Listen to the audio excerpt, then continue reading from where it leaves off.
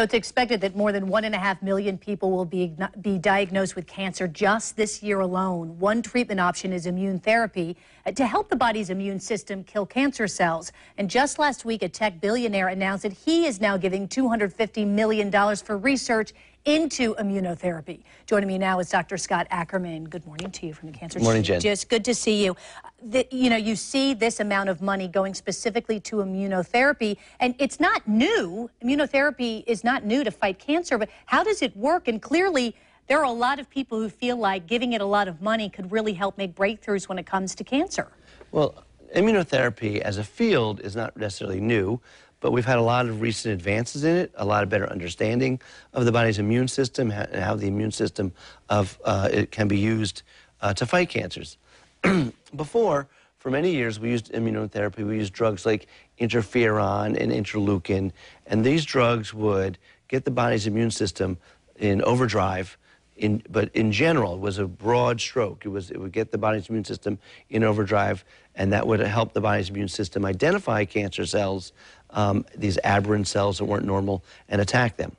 Now, over the past decade, I guess, lots of advances have come along where we've been able to identify certain genetic mutations in certain kinds of cancer cells and use more targeted immunotherapy, which gets the body's immune system to focus, to target on those cancer cells that have these certain kinds of genetic mutations.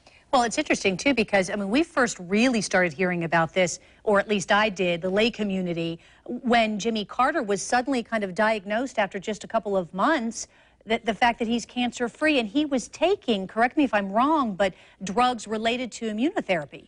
Right. He is taking, probably still, drugs that are developed as part of immunotherapy. And the drugs that he was taking are drugs that block certain pathways. They're called checkpoint inhibitors, and they block certain pathways in the cancer cells that the body's immunological system can focus at and attack.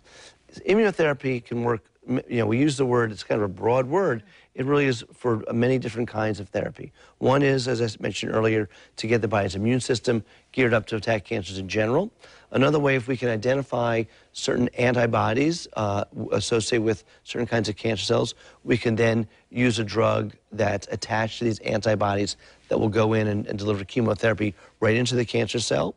We can even attach radiation particles or certain radioactive materials to antibodies that are specific for certain kinds of cancer cells, and we do that for certain kinds of lymphomas.